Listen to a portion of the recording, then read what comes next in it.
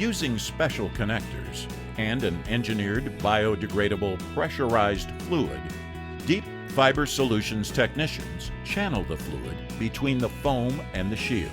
This patented process causes the foam to compress and break away from the shield, which makes it possible to eject the foam from the cable.